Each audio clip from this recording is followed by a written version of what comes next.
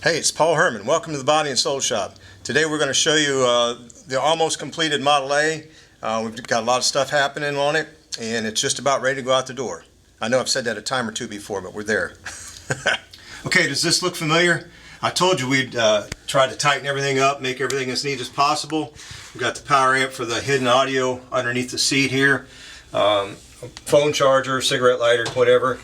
Headlight switch, starter, and our 18 fuse circuit, but we're not using all 18 circuits, obviously. We've deleted several wires that we would never use. So Model A is pretty simple. So we're done with that, and we're almost ready to send it to the upholstery shop. We're getting real close. This is our hidden audio head. We still got to tighten the wire up underneath it and everything like that, but the air conditioning's in, everything's plumbed, it's working, it's ice cold. It's really turned out good. We're real happy with that. One of the things that the customer wanted was he wanted the interior bezels and stuff wood grained. And so this is only the second time I've done it, so I don't claim to be an expert, but it didn't turn out too bad. I did it once in a 41 Ford sedan delivery, and it turned out awesome. So on that one I used a little bit lighter brown. I put a tan down first and then come back over with a darker brown, and so that's how I did this. Unfortunately, I don't have any video of me doing it, so we can't see how it was done, but it's really not too hard. Since the last time you saw us, we've made a couple additions. We've put the rear view mirrors on, we've put the cowl lights on, and we've put the cowl band on that our buddy Wyatt brought us from Arizona. I polished it up and it turned out really nice. Really happy with that. So we're ready to put the hood on it here for too long. A few other little things, and we'll be ready to send it out the door. So earlier when we fired this thing up for the very first time, we only let it run for a few seconds, and then we fired it back up, and we discovered it wasn't hitting on all 4 cylinders. It was hitting on about 2 cylinders, and so then we had to discern what was going on with it, because we had spark at all 4 cylinders, and obviously it was getting fuel. So I'm going to let the super secret mechanic tell you what we found. It was pretty interesting.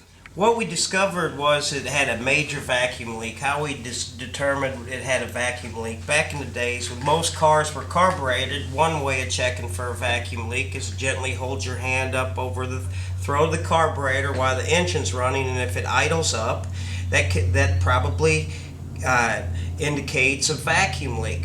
So then we shut it off, and I got up underneath of it. I slid up underneath here, and I inspected up underneath the intake manifold to see if that was bolting up squarely with the cylinder head. I could see a 1/32 of an inch gap at the bottom of the intake gasket where the manifold bolts to. Well, come to find out, after pulling it apart, I could see where the intake manifold and exhaust manifold were interfering with one another, so there had to have been a lot of clearance work done. Actually had to grind on the aftermarket exhaust header and aluminum intake to clearance the 2 pieces so the intake would bolt squarely to the cylinder head and not cause a vacuum leak anymore. The cylinders that were mostly affected were number 1 and number 4.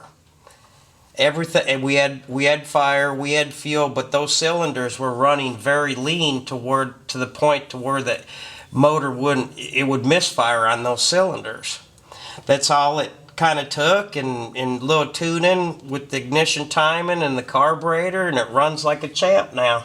Crank it up, bro.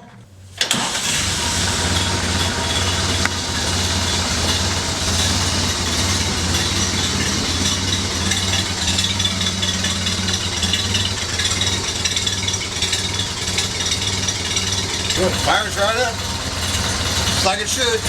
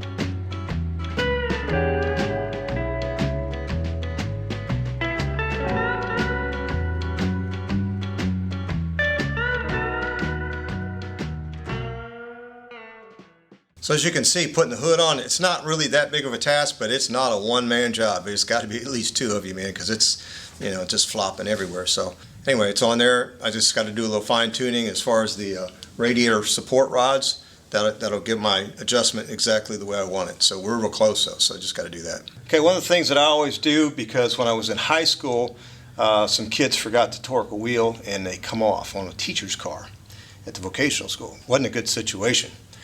So anyway, every time I'm building a car, I'll go around and I'll put tape on stuff and mark it. Like this says torque the wheels. So I'm going to torque these to 65 pounds. And I've already been around it, but just to show you how it works. And always do it in a star pattern. You don't just start and go consecutive around. You go in a star pattern. You hit that little click and you know we're done. Okay, so I've already checked them all. Just wanted to show you, not really a good idea to just strong arm it. You could, and we did that for years. But as I'm getting older, I like to know that something's torqued to a certain spec as much as possible.